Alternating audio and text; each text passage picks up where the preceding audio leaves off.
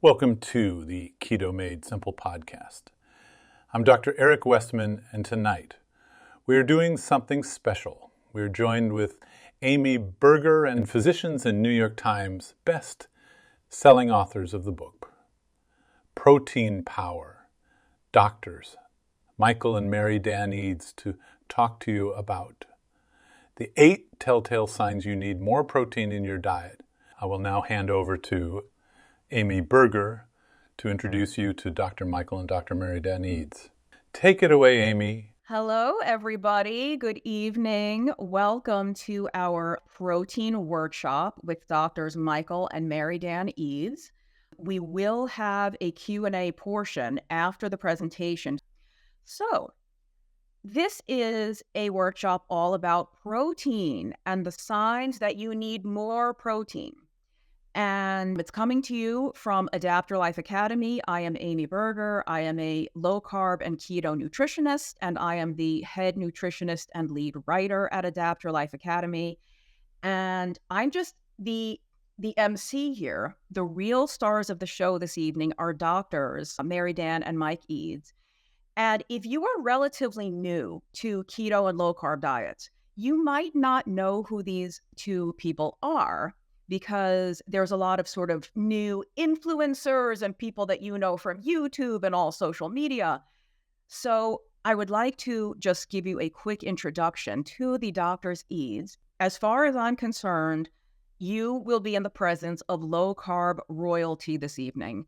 They wrote a book. Now, they've written several books, but one of their most popular, most famous books is Protein Power.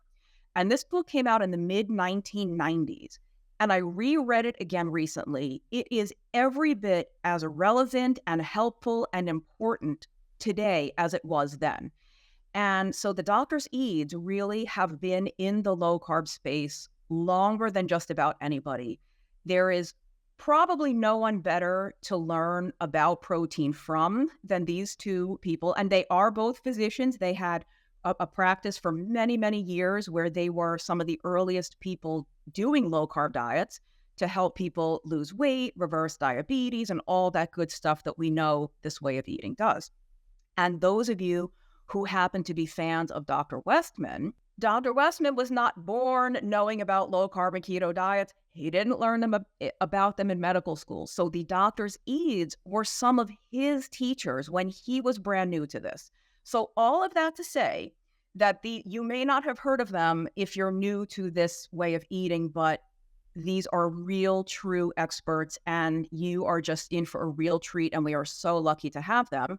Stick around until the end, because if you are interested in learning more about protein, we have a really cool special offer for you. So stay tuned, and I'm going to bring on the stars right now. Hello, doctors Mike and Mary Dan Eades. Hey, Amy. How are you? I'm well. Where are you? I'm calling. Where are you presenting from tonight? You're on the West Coast, right? We are. West Coast. Okay. Santa Barbara, California. What a beautiful place. All right. It is. I will come back on for the Q&A portion, but you guys take it away. All right. Well, started out, I am Dr. Michael Eades. And I'm his wife, Dr. Mary Dan Eades. And we, as Amy said, we've been practicing for a long time. We have been treating patients with low-carb ketogenic diets since the early 1980s. So I guess that makes it about 40 years now.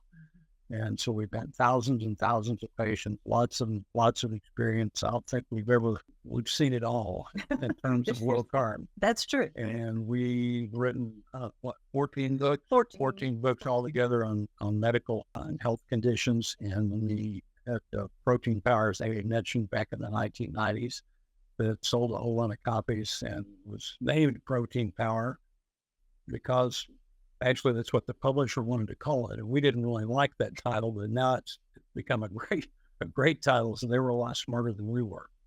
So when you talk about protein, you got to think there are 3 macronutrients. Those are the things that give you calories. There's protein, there's carbohydrates, and there's fat.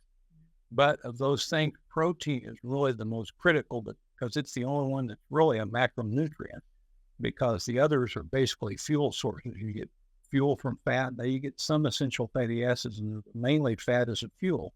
And carbohydrates are a fuel. There is no essential carbohydrate, and they're strictly used as fuel, and the body can shift from one to the other. But it can also use protein as a fuel, but it doesn't really like to because it would rather preserve that. To use it to build muscle, to build enzymes, to build all your protein structures. But that's the difference between really a nutrient and a fuel. Protein, he talked about building things with it. It itself is made of building blocks, and many of you will know this. There are 20 amino acids that make up every protein in the body, and there are like 10,000 proteins or more in the human body that we have to make all the time.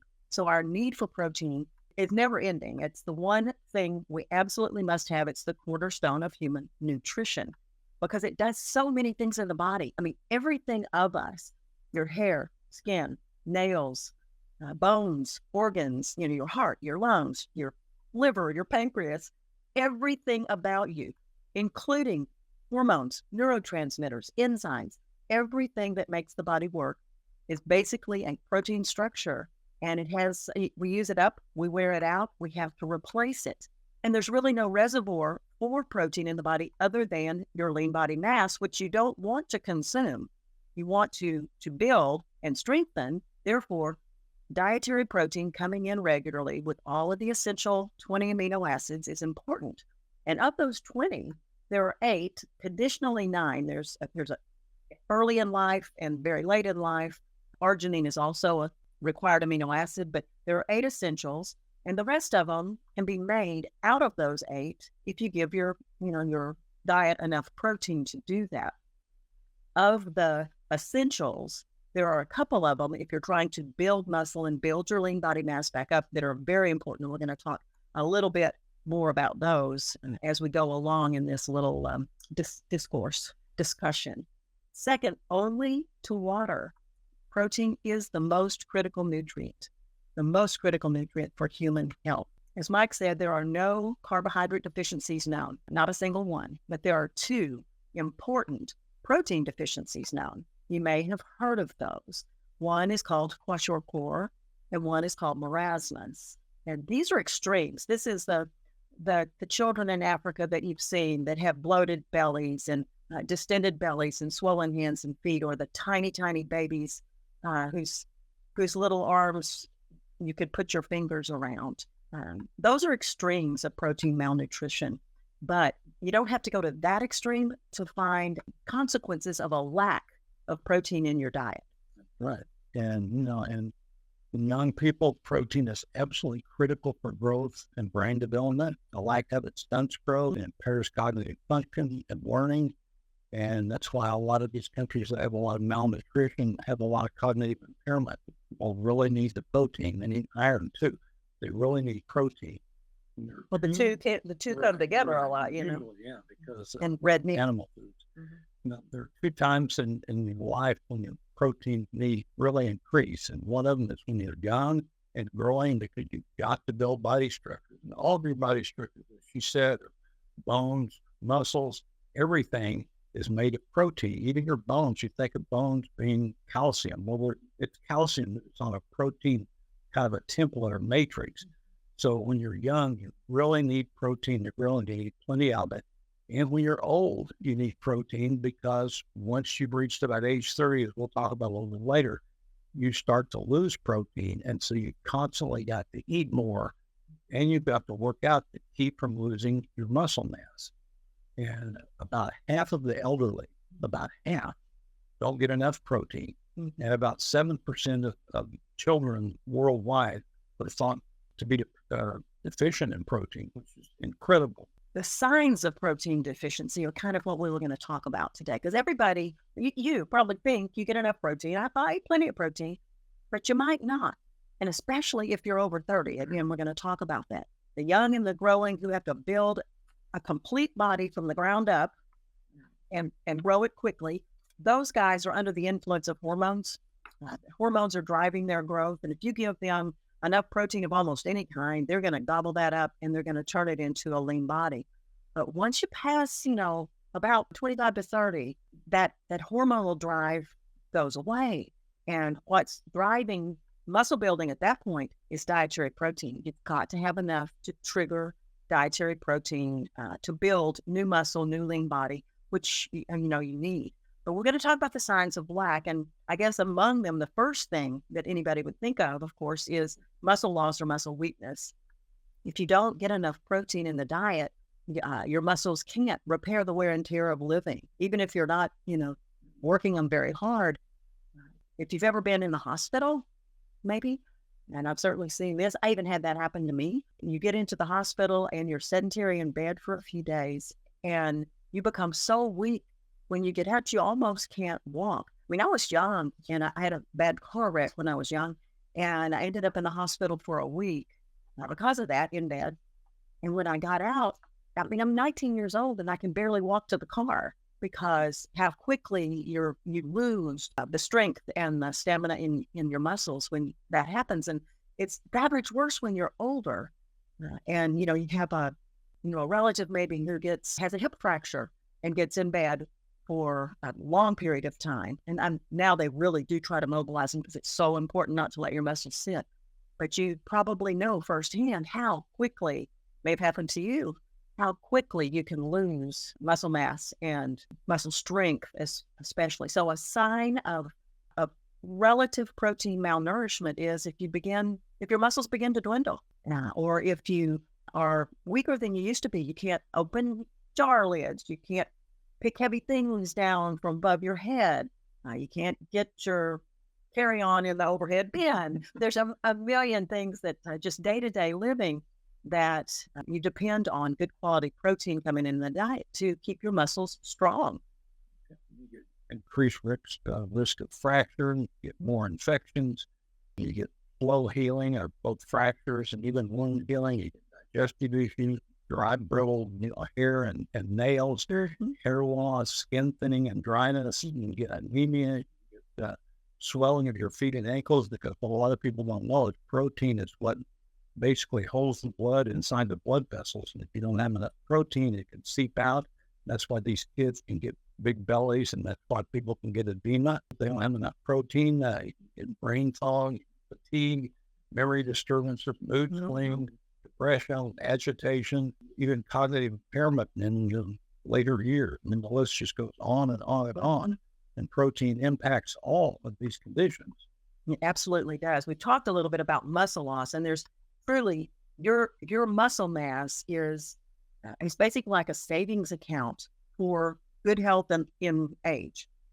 You depend on it more than anything else. In fact, that's one marker. Longevity is what your muscle mass is for your relative size. And so muscle mass equals give it protein. So it couldn't be more important than that. But bones too, because the muscles are on a framework that's a bony skeletal framework. And as we age, bones thin and they get weaker. And, the risk for fractures of one kind or another, simple fractures from a fall or a major fracture like a hip fracture go up. And with those, that's a real, when that happens to an older person, that's hard to come back from for a lot of folks. And so, as Mike said earlier, the whole matrix that bones exist upon, we think of calcium, and we think of all the minerals, molybdenum and phosphorus and boron and I mean, all the things that go into bone, but those things are just hung on that protein framework. It's a collagen protein framework. And so you've got to keep it repaired and replaced in order to have something for the vitamin D and the estrogen or the testosterone or whatever to hang those minerals on to make your bones strong. Early man had very strong bones. He was a meat eater, and she was too. They were both meat eaters, and they had cortical thickness in their bones much better than we have in our bones today. And so it's important that you do that. Yeah, and the thing that plagues people as they get into their later years, probably more than anything else, is this condition called sarcopenia. And sarcopenia is just it just means muscle loss or muscle wasting. We've all seen it in elderly people. The limbs just shrivel away because that's where a lot of the muscle mass is. And in order to maintain that, you've got to keep protein intake up. And it's really difficult to keep protein intake up unless you eat foods of animal origin. It's just tough to do because of some of the particular amino acids in those foods that drive the whole system that that builds and maintains protein. And not only do you have to eat a lot of protein to keep it going, I mean, it's really a struggle. It really is. You've got to work out too. You've got to do some resistance training. And it's just a constant battle when you reach later in life to maintain your lean body mass. As she says, it's so important, and it's like money in the bank for you metabolically, because it's a reservoir, believe it or not, blood sugar. And it's a reservoir for all your amino acids to make all your enzymes and everything that requires protein. And it's just a constant battle against nature, because nature wants you to give it up and you want to keep it. And the longer you can keep it, longevity is associated with the greater muscle mass.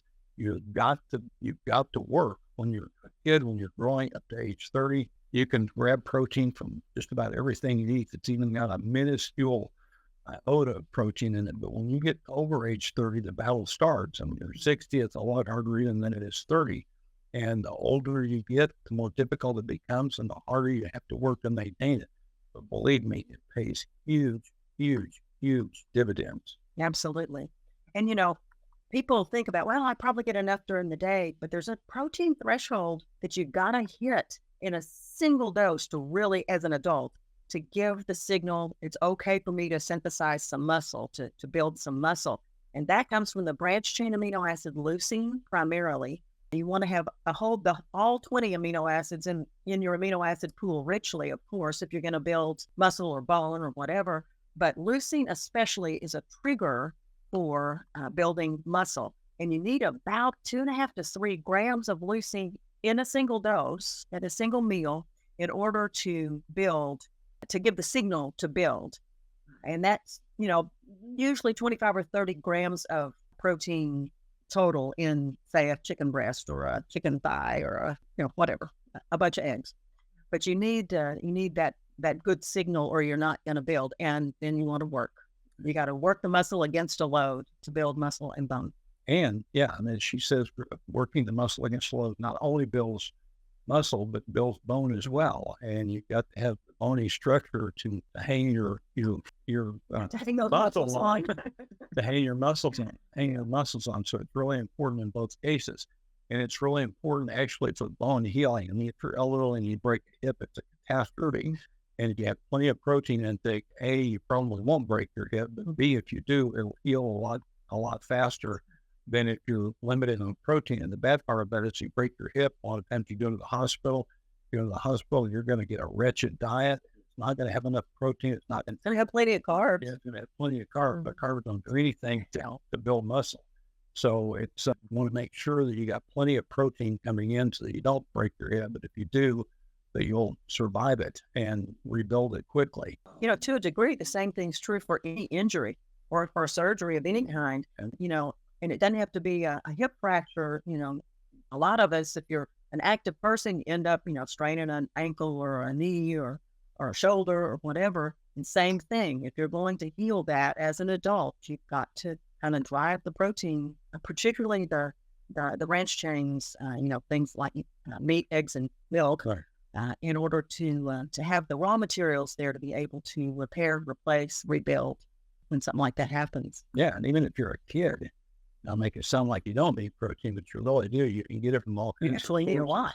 But you need a lot because you're growing. So if you want to grow as a kid or maintain the growth of your children or your grandchildren, make sure that they get plenty of good quality protein. There are all kinds of other places you lose protein and that you need protein from. You shed your lining of your gut regularly. Every time a cell replaces itself, we need protein to do that. You replace the entire lining of your gut about every it's measured in days or weeks. It's often in the entire lining of your gut, which is where the rubber meets the road for digestion. So if you want your digestion to be good, you got to focus on having a good gut lining. And to have that, you've got to have enough protein coming in to rebuild and replace all that loss. Right. And your entire immune system made of protein. Underpins protein, and it prevents you from getting sick more often. It's just an absolute requirement for a robust immune response and to make immunoglobulins, antibodies, and all the different white cells to fight infection. Those are all protein based. Yep. We've talked about how important it is for wound healing to have plenty of protein. Because you think of that in terms of like a cut injury. I've got to heal a fracture. But another place where it's very important, and that I think people don't probably get it when they need it, is if you hurt the heart muscle in some way, you have a heart attack.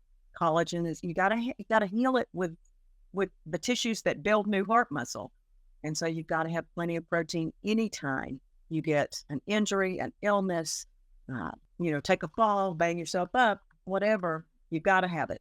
Yep, and and use it for even things you might not think are that important. Your hair, for example, is protein rich. So you got dry, brittle hair. Well, protein generally helps that. Same thing with brittle nails and ridges in your nails. So how many hairs you think on a human head? About 100,000.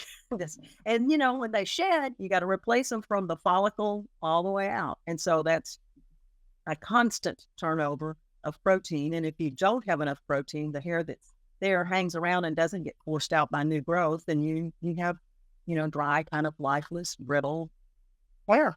And you can have crummy skin, dry plates that gets thin. It has wood turgor, which is kind of the moisture content of the skin, wrinkly, crepey. You don't want any of that. Yeah. And as I mentioned before, even the fluid part of the blood has to have protein to maintain the fluid in the blood vessels. People don't realize this, but blood vessels are porous. If you don't have protein to keep the fluid in, and it just oozes out. So you've got to have protein for that. Well, and not only that, but the cells themselves, not just the white cells, but the red cells as well, made of protein. And particularly hemoglobin is a protein. That's the oxygen-carrying pigment that's in every red blood cell. And another little interesting factoid, how many red blood cells are in a human body? They have to get replaced about every life of a red blood cell is about 120 days. And so every 120 days, you got to have a new one to take its place. And in a human body, there are between 20 and 30 trillion, that's with a T, red blood cells. 20 to 30 trillion. Of the number of cells in your whole body, 70% of them by cell number are red blood cells. And they get turned over, and you got to replace them every 120 days. Year in and year out, month in and month out. Got to have protein to do it. And iron. You got to do about 10 trillion cells every 30 days, 40 days?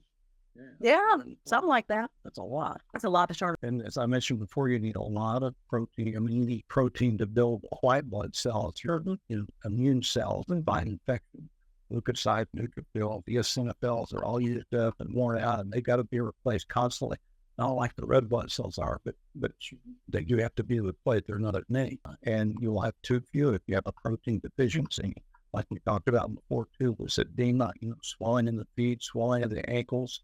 The little kids that she was talking about, they get these big bloated bellies. That's because they don't have enough protein to hold the blood in, and it seeps out into their abdominal cavity. And that's why they have these big bellies, even though they're starving to death. They've got little bitty limbs, little bitty arms and legs, very big bellies, because they can't hold the protein. I mean, they can't hold the fluid in the blood, and it seeps out into their abdominal area. So it's, and there's a quick cure for that. Yeah, good quality protein. Yeah, I mean, even if they have enough calories to support themselves, if they don't have enough protein, they're going to suffer this kwashiorkor, the can't keep the fluid part of the blood where it belongs, and they'll have all these other, hair, skin, and nail problems, obviously, and cognitive problems, obviously. But they can all be fixed by giving them complete protein. So, like milk.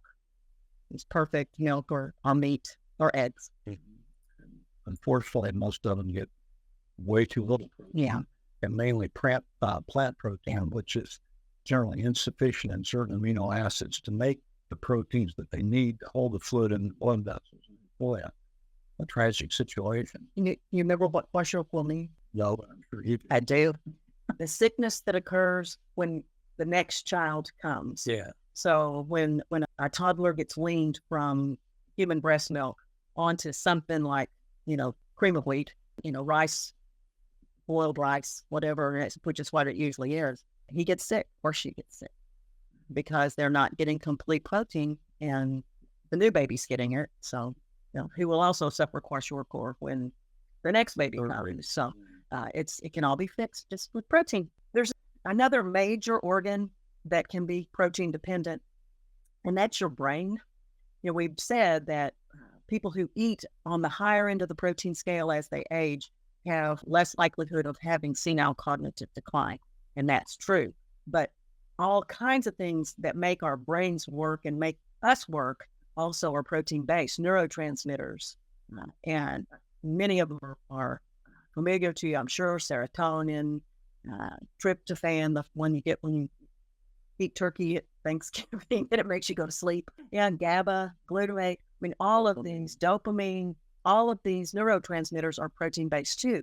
And when you don't get enough protein, you can start having issues related to all of these. That it's a very tight, orchestrated interplay between all these things. And when they get out of sync, things happen. You have brain fog. You can't call words. You can't think clearly. You have that mid-afternoon slump where you can't wake up. You can have difficulty learning new things, or kids, if they're just learning things, can have difficulty if you don't have all of the required numbers and amounts of neurotransmitters, all of which are protein-based, every single one of them. And you can make a huge difference in cognitive ability in kids by giving them plenty of protein. I think over the years, I've told parents a million times that I don't care what else your kid eats as long as he eats the protein or she eats the protein, because that's the single most important, the most critical nutrient for building a strong and healthy child and to maintaining a healthy adult. And it's protected in the elderly too. It's not just kids. People get senile cognitive impairment increase on a higher frequency. You could do a world of good in nursing homes just to feed them some protein. Unfortunately, they feed them just the outside usually. The protein is really protective in the elderly. And protein helps with weight loss. Yes, it does. And it helps with weight gain. And people want to gain weight, people want to build muscle. But protein, because it's not just burned up like carbs and fat are, either burned up or stored, it's used. So in the process of breaking it down and converting it into what it needs to be converted to, it chews up some calories. And so it ends up having what's called the thermic effect of food. It makes you burn more calories than you would otherwise burn if you didn't have the protein, because it's metabolically expensive, I guess is a good word for it. Your body has to spend a lot of energy to move it around and do what you need to do with it. With carbon fat, you burn the storm, basically. Mm-hmm. No, there's a theory, and it is a theory. It's not been proven in humans, but it has been shown in animal studies that creatures, I'll call it, since we're talking animals, will eat till they make their protein requirements. So if you feed them a very low protein diet, then they end up eating a lot more of that low protein diet, seeking to get the requisite amount of protein that their little furry bodies know they need. The same thing is true to a degree in humans, although the research is not nearly as strong, I don't think, as it is in animals. And if you try to subsist on a low protein or a diet of not good quality protein, then you end up eating a lot more of it. And that can lead to weight gain of the type you don't want, or a stall in weight loss, which can be disconcerting and unwelcome when you're trying to lose weight. So many, many, many times throughout the years with patients, I've had to tell them, I need you to, if you want to lose weight, I need you to eat more. And I specifically need you to eat more protein. It needs to be the first thing you think about. And when you're building a meal, get your protein in, and then surround it with some other things that are within your carb limit, or with, what that fit your taste palette or make your life better in some way, as long as they don't make your metabolism worse in some way. But protein is the cornerstone. And when they'll eat more protein, what they find out when they've been in a slump of weight loss is that the weight loss picks up. And it picks up for a couple of reasons. Protein is satiating to the appetite. And when you eat it, just like in those animal studies, it's like your body knows, oh, I've actually been fed. And that's really true when it comes to muscle synthesis. When you get over that threshold, your body knows, it triggers, oh, I can build muscle. I've got enough incoming nutrient that I can actually do something with it. And so that's, a strong signal. So when they do this and they start eating more protein, they end up losing weight better. They get back on their weight loss. They actually probably eat fewer calories because protein is so satiating that you're happy, you're content, your appetite is satisfied with fewer calories. So what you want to do is make the calories you eat count. Make them count for something. It needs to be nutrient dense, which animal sources of protein certainly are nutrient dense, and give you everything that you need to build and maintain, a lean body that's strong and healthy and metabolically fit, and that will take you into your older age, happy to be there, not wishing you weren't. So I think being able to do the things that you want to do as you get older, or even if getting older means over 30, which it does, I'm sorry to say, it's all about the protein. It all comes down to the protein. Right now, these weight loss, all the rage. Oh, yeah. Everybody's talking about those that cost you about $1,000 a month, and people are having pretty significant weight losses on those. But I did an analysis on a paper in the main journal about one of the main ones. And when you get down into the weeds of it, into the supplementary material that don't even show up in the main paper, it's even hard to find there. And I had to do a lot of calculations to come up with this. But people lose almost half of the weight they lose is their lean body mass, because these shots just make them not particularly hungry. And when they're not hungry, they don't eat. When they do eat, they probably eat foods that they shouldn't eat.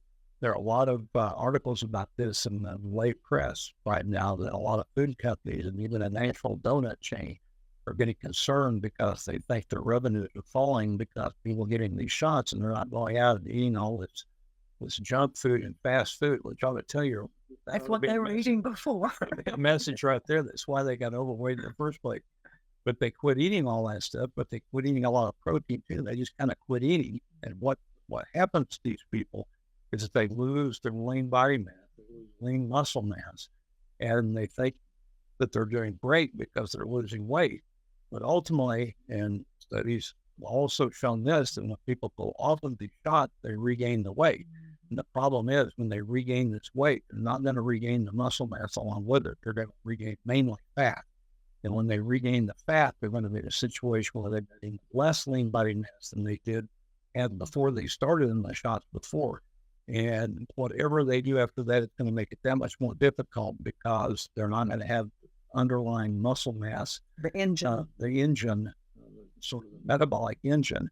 And so it's going to be a real struggle. So a million people ask me about these shots. Would I do it? I would absolutely not, because it's so easy to do, really, with diet, and a whole lot less expensive. Think about how much really good feed you can buy for $1,000. I don't know. Things are up right now. $1,000. That's a lot of weight. A ribeye steak. That is. That's probably more than a ribeye a day. But That's Sean Baker. yeah. But anyway, it's just, I'm really concerned about that societally, because I think a lot of people are in for some big time disappointment when all this kind of unravels. And anyway, so that's just my kind of caveat about those things. And also my caveat about just going on a really low calorie diet, because when you go on a low calorie diet, you generally go on a low protein diet, and you can lose weight really by replacing carbs or fat with protein. I can't tell you how many papers there are out there that look at that. That's well established. If you replace either carbs or fat with protein, you're going to lose weight. But if you really want to do it, you replace carbs with protein, and you'll lose a lot more, because fat doesn't have the metabolic consequences that carbs do. So that, and it too is very satiating. Oh, yeah. So you'll end up eating fewer calories. Right. We'll end up eating less overall. Oh, wow. And so your optimal diet is a combination of fat and protein. Good quality protein. Good quality protein, which comes nicely packaged foods of animal origin. In nature. Yeah. Nature knows, once again. Nature knows, once again. Yeah, and a little factoid for you, you can think about this. Have you ever seen fat and carbs together in nature? When you think of it, concentrated large amounts. Yeah, and you'll have a little bit. And nuts. But fats and carbs generally don't come together in nature. And so they probably didn't come to believe. Probably not. We've been at this protein thing, as Mike said at the outset, for a long time, for 40 years. And we've seen kind of the travails and the successes of a lot of people who were struggling with their weight and struggling to help corral a metabolism that was out of sync. And what we've learned through all those years is that the most important thing you can do is feed yourself properly. Just figure out what it is that your body needs and give it to it. I think of one patient, I remember, and you do too, who he had a great journey. He had a journey that began as a runner. Stan, yeah. He began as a runner and he ran. I mean, he was a guy who would commit 100% to anything he did. And so he committed 100% to running. And he was running like 100 miles or more a week. And he kind of beat himself up running and had a typical runner's body, very, very lean, skinny almost. Legs pretty muscled, but the rest of him, not so. And he made himself sick running too much. And so then he decided to commit himself fully to eating. And he ate himself up to a really tremendously large weight. The picture we saw of him on the cruise ship, he almost couldn't get his arms to the table because his stomach was so big. And so he was an all or none kind of guy. He ended up coming to us and how old was Stan? 57 years old. And that's not a time that generally people think, oh, I can remake myself into this great physique, but you just want to kind of get healthier. Well, not Stan. Stan made himself into a great physique. He lost, oh gosh, do you remember how much? No. I don't, a lot. I would say 70 or 80 pounds at least. And then started working out. And I mean, if you think at 57 that you can't retighten yourself up and look lean and virile, I'll say. I mean, he did, and he ended up becoming a competitive bodybuilding type weightlifter. He went to the nth degree. So the story of Stan is there to remind us that it's absolutely never too late to change the way you eat and change your life. And it's all in your hands. I mean, that's the beauty of it. Once you know how your metabolism works and you know all about protein, you get to decide. You get to pick the outcome. It's all in your hands. Absolutely. And as I always tell every patient, you have absolutely 100% control over everything that goes in your mouth. Yeah. And so you just have to choose to make the right choices. And the right choice really always needs to include a fair amount of protein, a good quality protein. Not necessarily plant protein, which is less good, not the best for a whole host of reasons. Yeah. Is that about it? I think that about wraps up what we wanted to say about protein to you. Now we need to find out what you want to know. All right. Yes. Thank you so much for that, everybody. I think that we can agree that there is not a single part of your body that doesn't need protein in some way and that doesn't benefit from you getting the proper amount. And we do have a bunch of questions. We may or may not be able to get all of them, but we'll get to as many as we can. Before I start fielding you some of the questions, I do think that we need to clear up a very important point that somebody asked about, but I think before we get to some of the questions, it's important to make this distinction. Can you please talk to people about the difference between, somebody was asking about when they're concerned about getting enough protein, is that grams of protein, should they do it when the food is raw or cooked? But we're not talking about grams of food. No. Please clear that up for people before we talk about any other numbers. Okay.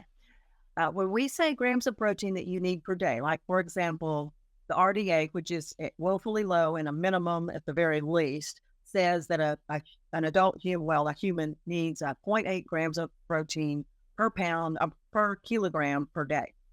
And we kind of like to go a little higher than that ourselves. We like to actually put it in terms of lean body mass because that's what you're really feeding. But at any rate, whatever the number is for the amount of protein, like say, we need you to get 80 grams of protein a day. Well, that doesn't mean 80 grams of food, because in a steak, for example, an ounce of weighs 30 grams, but it only has 7 grams of protein in it because it's mostly water, because all fresh food is mostly water. I mean, it has some fat in it too, but it's the protein in it is only a certain portion. So when we're talking about protein grams, what we want people to count up are the actual protein grams in that serving of food. And that's not going to change even if it shrinks with cooking. So it doesn't matter if you measure it raw or cooked. I guess if you start out with a certain number raw, it doesn't matter what it cooks down to, it's still going to have the same amount of protein in it. And that's what you want to know. So if we say we want you to eat 30 grams of protein at a meal, then that might be something like the amount of protein in a chicken thigh. That's about 30 grams of protein. So, and also you got to be really careful looking at labels, because protein on labels is measured as crude protein, which goes through this formula to calculate it, and it's based on the nitrogen content of the food to begin with, and it's they multiply this out based on the nitrogen content of the food. And plant foods can have a lot of nitrogen, and like potatoes have a lot of nitrates, and that's nitrogen, but that's not the kind of it's not protein nitrogen. Not protein nitrogen. Right. But they multiply that out, so that's included when you see labels for plant-based foods. So the protein is always lower in those foods than what it looks like, and with animal-based foods, it's probably a little bit higher. So you have to get more plant food, but then you get all the other stuff that comes with plant food, which is usually carbs. So just be careful, because if you look on a label and it says, the protein is 6 grams and it's basically a plant food, you're really not getting 6 grams of protein there. That you can actually use. Yeah. Right. Yeah, so we have another question about plant versus animal that we'll get to, but just so everybody's clear, grams of protein is not the same as grams of a protein of food by weight on a Correct. scale. Correct. Okay, so let's see. We never heard of this issue, but can you touch on somebody that feels sleepy after they eat protein? Oh, and before, just real quick for everyone who's asking, yes, a replay of this will be available. You can watch the replay. As soon as this is over, you should be able to watch the replay on the Adapter Life YouTube channel or on my own YouTube channel, or some of you are in Facebook groups where it's streaming, but yes, you will have a replay. Okay, take it away. Yep. Yeah, the tryptophan is an amino acid that's in protein that makes you sleepy. Especially turkey. Yeah, a lot of it in turkey. But what ends up happening, and which is a classic Thanksgiving dinner syndrome, if you eat protein and you eat carbs, that carbs run your insulin. Protein actually runs your insulin up a little bit too. When your insulin runs up, you digested these proteins and you have all of these amino acids out in your circulation. Insulin runs the amino into storage. It sends them basically out of the blood and stores them away, all except for tryptophan. It doesn't affect tryptophan. So suddenly your relative amount of tryptophan is higher than any of the other amino acids, and then tryptophan gets to the brain and it turns into serotonin. Right. And makes you night-night. And so that's why it does it. If you eat the protein by itself without the carb, it generally doesn't happen. But if you eat it with carb, like Thanksgiving dinner, that's why you get sleepy after. But I think there are some instances, at least I've heard patients mention it, where they do, if they eat a big protein meal, they do just, not even just if it's Thanksgiving with a bunch of carbs, but just a big slug of protein. And I don't know exactly why that happens. Well, protein raises your insulin a little bit, not like carbs, but a little bit. And it could be that, or it could be just all that work that's going into digesting it. It just kind of wears you out. No, I don't know. I really don't know why it does that with just meat, other than just the relative abundance of tryptophan that in a. Okay, so moving on, let's go to a very popular kind of question. How do you feel about animal protein versus plant source protein? You kind of touched on it, but I know there's more to it. Go animal. Yeah. Plant protein is generally deficient in oftentimes lysine and methionine, some of the branched chain amino acids. And so you have to get a whole lot of plant protein. And you've got to combine them. You're right. To overcome the deficiencies of one or another. You put them together, beans and rice, have to put them together and mix and match to be sure you've got all of the essential amino acids when you're using a plant protein. And then you need to get an extra abundance of it because of all of the, because the crude protein is not the true protein, because you're getting a lot of non-protein nitrogen in plant proteins. It's nitrogen, well and good. It is. You just can't use it because you don't have multiple stomachs like it with bacteria in them. Yeah, and I see on the question that it says pea protein. That one's probably not too bad. It's probably maybe the best of the bunch, but it's still amino acid wise. Right. But if you ever look at, at what these graphs that show, there's a line that says this is the optimal amount of protein, and all the animal sources are just way above the line, and pea protein comes close, and all the rest of the plant proteins fall pretty short. But one of the issues that I've read about, and I'm sure some of you guys may know more about it than I do, is that there's so little protein actually in most plants, including peas, that in order to make a pea protein supplement, you've got to really concentrate a lot of peas to get there. And with that concentrates anything else that might be in the pea. So if it's not, a fully organic, chemical-free, whatever source of peas, you're going to concentrate all that stuff too to get to a pea protein that, a scoop of it is equivalent to like whey protein. So that's the other kind of dark side of it, or the downside, that you got to at least look out for the possibility, the sourcing of plant proteins, to be sure that you're not going to be concentrating a bunch of things that you don't. Yes. All right. So lots of good questions. It's hard to choose. This is maybe about shakes, and is whey protein a complete protein? Yes, it is. It is. It's a high quality, complete protein, and has a good, healthy amount of leucine in it. So that's why it's a helpful thing if you really are trying to build bone and muscle, and you want to give that muscle building. Whey protein is kind of the go-to for a lot of folks trying to build muscle, because it's very efficient at that. Do you have any concerns about people getting protein from a shake, a liquid, as opposed to eating a solid piece of food? Solid piece of food is always a better choice. It's just not always feasible. It's not always convenient. I'd rather have them have a shake than the raw food. Right. And sometimes it's hard, especially small women. I found have a hard time getting in a lot of protein. If you are, I hate to use his name again, if you are Sean Baker, if you guys know who he is, and you eat the 16-ounce ribeye twice for dinner, but a little lady in her 60s who needs a lot of protein, but she just has a hard time getting it in, I would rather see her have a good quality shake and get all of the complete amino acids in and give a little build signal than, she says, oh, I just can't eat more than one egg, that kind of thing. So there's no doubt food's better if you will eat the food, and meat is fabulous if you can eat the meat. And there, one issue, whey, is that about 20% of people, especially females, tend to, their weight loss gets a little bit inhibited when they eat whey. And I don't know why that is, but probably because the branched chain amino acids stimulate growth, and there are a lot of those in whey.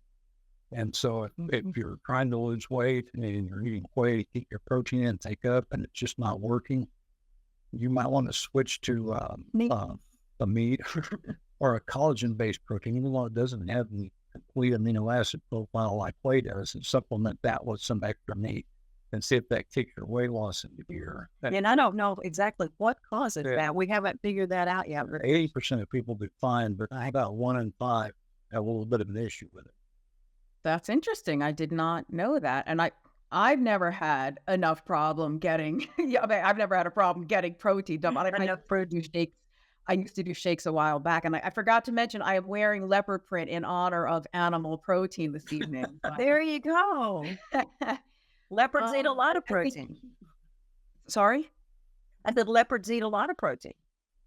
They do. But I think shakes, I also prefer for clients to eat actual food, but shakes can, be helpful for convenience. And like you said, especially for elderly people too, that are not maybe going to stand there and grill a steak or bake a chicken. They could, but it might be easier for them to just drink a shake, and better that they get the protein than not. So, Right. speaking of that, I love this question because we have, wait, I just scrolled past it. Where did it go? Sorry, I want to post it if I can on the screen. Well, I'll post it if I can find it. We have somebody who is 82 years old who is asking how much protein they need. And I just love that we have an octogenarian who's concerned about their protein intake. As well, he or she should be. Well, I don't know. I'll give it to the 76-year-old to answer. What do you think? Well, it depends on size. It depends on lean body mass size. And that's why it's important to get a handle on that, on how many pounds of lean body mass, everything about you that's not fat, how much does that weigh? Because that's what you're going to feed. And we would say a half to 1 gram of complete protein per day per pound of lean body mass, not per kilo, because we're so not metric ourselves because we're old school. But a half to 1 gram. So if you want to say, if you're 82, you want to trend to the high end of that range. Absolutely, because it's going to really take work to encourage a lean body mass at 82 to build. And so say 1 gram of lean body mass, 1 gram of lean body mass, 1 gram of protein per pound of lean body mass per day. And so if you can get a handle on how many pounds of lean body mass you have, you're going to find out a good thing. So let's say you were a 170-pound person and you were not particularly overweight. You're a tall person. I don't know. I'm making these numbers up as I go. So maybe 110 of your pounds are lean body mass, then you'd want to eat 110 grams of complete protein a day. And that's, as we said before, not 110 grams of food. That's 110 grams of protein in food. So at 7 grams an ounce for meat, or 6 grams an ounce, an egg for eggs, or like that. An absolute minimum of 60 grams a day. Absolute rock bottom minimum. Yeah. Yeah, we've had a couple of questions. Speaking of that, the minimums and maximums, a couple of questions about the danger, if there is any, of eating too much protein in general, and then also specifically in one sitting. Can you talk about those two issues? Is it, what is too much protein? Should people be worried? I always say, short answer, no. Yeah, no, I always say that, bodybuilders, people are always worried. There's this myth out there that protein damages the kidney, and it really doesn't. If you've got normal kidneys, you can tolerate protein. There's even some suggestion in the literature, and not even suggestions in papers, saying that even people who have damaged kidneys have got to have an adequate amount of protein, because you got to have the protein. Right. And that sugar is much more damaging to your kidney than protein is. But all that aside, bodybuilders eat enormous amounts of protein, 250, 300, 350 grams a day, maybe even more sometimes, to try to build this massive muscle that they have. And like I always say, you never see lines of bodybuilders outside dialysis centers. It doesn't seem to hurt their kidneys, and they're kind of a test case. I mean, they're way out on the edge. But there's actually hard research that shows it too. Right. And if bodybuilders, if protein really did damage you, there'd be a lot of bodybuilders in trouble, and you just don't see it or read about it. I picked up a little prop at a keto event. What did you say? Shout out to keto people. Yes, preach. Okay. It is preach. Oh, okay. Amen. We all three of us probably agree that far more harm can come from eating too little protein than too much, if too much is even a thing. No one's going to accidentally eat too much protein. You have to force that, really. Right. Yes. No, it's much easier to eat too little. Yeah. Speaking of too little or too much, how do you feel about the carnivore diet? Lovely. I like it. I think it's great. It's back to fiber. I have to I would pork up because I've been bad. That's the best way to unpork for me. Yeah, the quickest mass. Yeah. It's, the only downside to it really, as far as I'm concerned, is it gets a little bit boring. But in terms of health-wise, I don't see a problem with it. No, I think it's the diet we cut our evolutionary teeth on. I mean, what you're eating is basically essentially what you are. I mean, you talk about eating close to the bone. That's it. Yeah. All right, maybe You're just not a a couple plant. more and then we'll close out. I don't want to keep you or our viewers too long. Somebody's asking about specific ratios. This one, they saw a recommendation and they meant protein. So to try to get about 70% fat and 70% fat and 30% protein, meaning for anyone watching, 70% of your daily calories from fat and 30% from protein. And they're asking how would one get that? Or where do these ratios even come from and do they matter? I've never liked ratios personally. Yeah, nor not. But in that instance, the carnivore diet that you speak of is a pretty easy way to get a ratio like that, an 80-20. 80-20 is what Wilhelmer Stephenson and Karsten Anderson tried to achieve when they were doing the Bellevue study in the 20s, the all-meat study. They were trying to get 80-20. And, so a little off of that would be 70-30. And eating a carnivore diet would get you to 70-30 very quickly. Yeah. Very easily, thoughtlessly. Yeah. Let's see if there's any other key questions.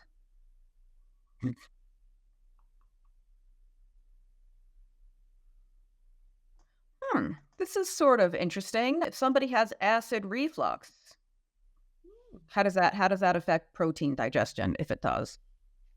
I mean, well, I don't think the reflux itself has anything much to do with protein digestion. Well, it proves you have acid, Yeah, it proves you which you need to digest protein.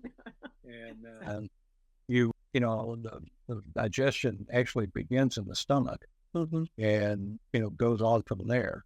And usually reflux is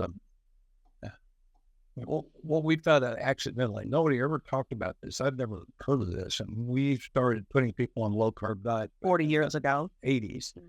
They kept coming in and saying, my reflux went away. Why did that happen? I have no idea.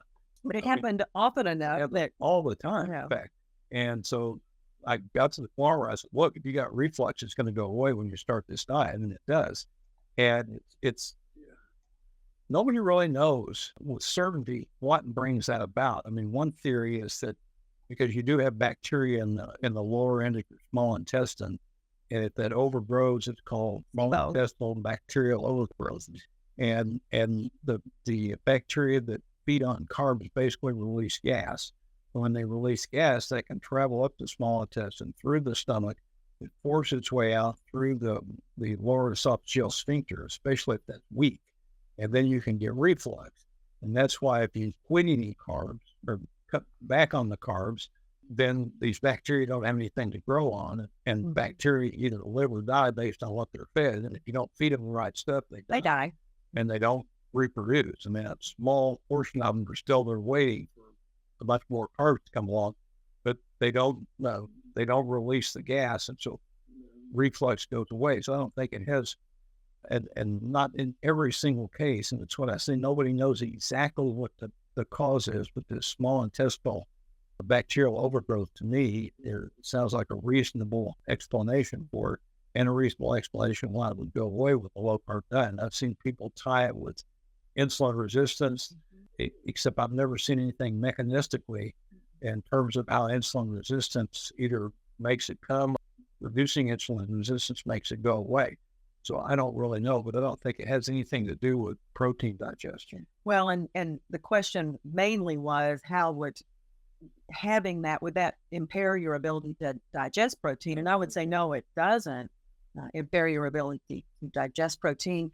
But, if you think about it, the lower esophageal sphincter is just a muscle. And when you eat more protein, you're going to help build muscle. So maybe Yeah. You may strengthen it by just eating more protein. And when you do resistance training, it's something that happens with age. All muscles get weaker basically with age.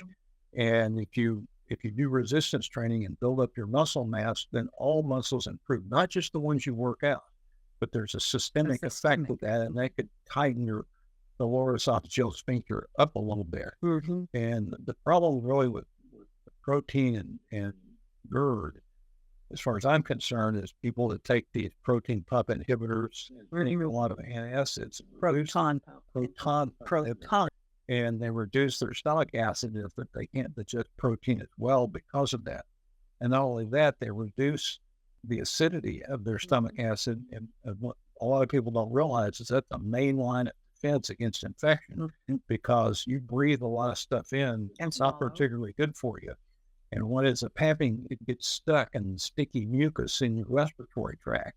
And this sticky mucus has these little hairs in it that are always working to bring it back up to the top. And so every time you swallow, you're swallowing this stuff that's bad for you that gets caught in these little hairs. And when you swallow it, it drops into this Band of acid in your stomach that kills it.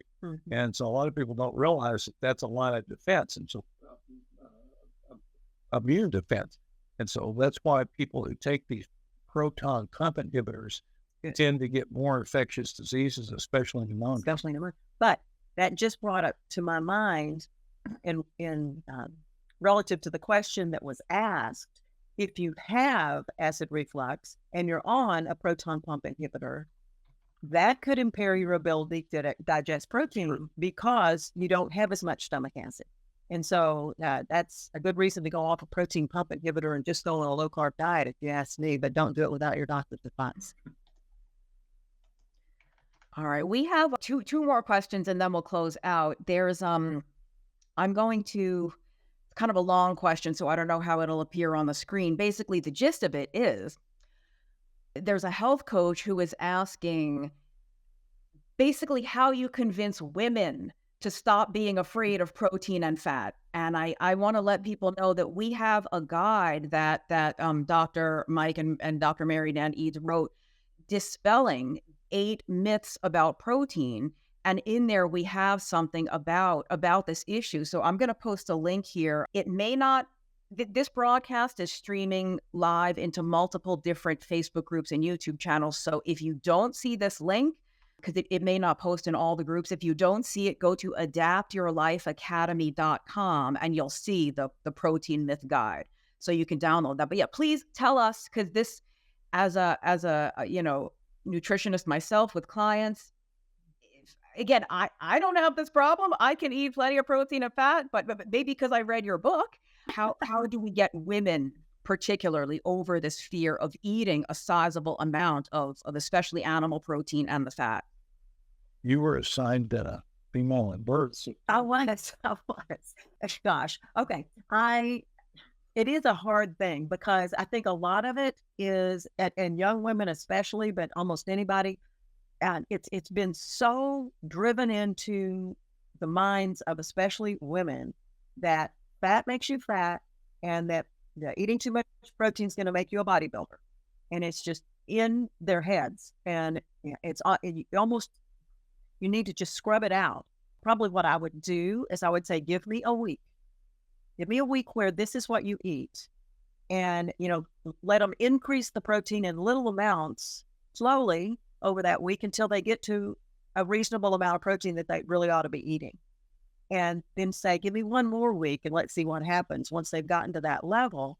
And then what's going to happen is that they're not going to gain weight if they're eating a well-formulated low-carb diet and they slowly increase their protein up to a reasonable amount. They're going to find out that they can tolerate it and that they don't gain weight with it. And the proof is, in the pudding or the ribeye. They'll get the message, but they have to almost be brought to it a little slowly so that it doesn't frighten them to death. And, I can tuck into that 16-ounce ribeye. I can do that. And, a lot of young women, for whatever reason, are prone to become vegetarians. I think it's, I don't know what it is, but. Because they love animals, and I do too, but they were meant for me to eat. And so I think that's kind of in there somehow. And so don't really want to eat the flesh of animals. And I encourage those people to read Mary Eades' book, The Definitely. Vegetarian Myth, which is fabulous. Definitely. Yeah, let me put a note about that. Vegetarian, and I'm typing quickly, so if there's a typo there, sorry. Yeah, I think it's interesting with women, as the person who asked the question is a health coach. So you have to assume if someone is seeking out her help, they're not happy with their current state of health. So I sort of have to say, well, what you're doing now isn't working. Why don't we just do a little experiment? Why don't we increase the protein and see what happens? Like you said, give it a week, give it 2 weeks. If you were happy with things now, you wouldn't be seeking advice. And then, of course, the other thing, like you said, young women, but older women too, there's such a, I think, unrecognized epidemic of anemia, iron deficiency among women, and women are constantly complaining, my nails are weak, my hair is weak. Well, see what happens if you eat a bunch more protein. And don't ask me to define a bunch. More than you're eating now. Yeah, more than you're Absolutely. eating now. I remember we have a good friend who's a vegetarian cookbook author, famous vegetarian cookbook author. And after we wrote Protein Power, we ended up at her house for dinner in Santa Fe one night. And she had kind of started, based on our book, at least eating more protein than she had been. She was truly a vegetarian. She might have been a vegan at that time. I don't know. But the interesting comment she made was, I forgot how much energy you have when you eat protein. And so maybe just a difference in how they feel is enough to sort of talk them off the ledge and get them eating properly again. Yeah, agree. Okay, I think we'll call it a night, but everybody, thank you so much for watching. And if you want to learn more about all things protein, some of the questions that we didn't have time to get to are answered. I said we had a special announcement for you. Adapt Your Life Academy has a course all about protein from the Doctor's Eades. They are your teachers in the course. And so many of you had questions. How much protein should I eat? This is my age, this is my size. And people asking about different, animal versus vegetable and all these different things. All of those questions, all of that confusion, all of this, does protein spike my insulin? How does protein affect my blood sugar? All of that is answered in the course. So check out the course. The Doctor's Eades put so much work and effort into this. And it's called The Power of Protein. And if you go to adaptyourlifeacademy.com and click on the menu, you will see that. And it is open now. It is open for enrollment actually starting today. And it's only open through November 6th. So it's only a limited time, but that's just the period during which you can actually enroll. Once you enroll, it's self-paced. So you don't need to finish the course by November 6th. In fact, the Doctor's Eades will do 3 live sessions with people in the course. So, and that's over the next 2 or 3 weeks after the closing period. And it's self-paced. It's pre-recorded video lessons of all the teaching that you can watch at your own pace from anywhere in the world. And then there are these 3 additional live sessions for Q&A just like this, except you don't have to hear me go on and on. You will be with the Doctor's Eades, who really are the experts in protein. So if you feel confused and overwhelmed by all the protein noise, because there is a lot of it out there, and if you're kind of ready to move beyond carbs and fat, then definitely check out that course. It is open now.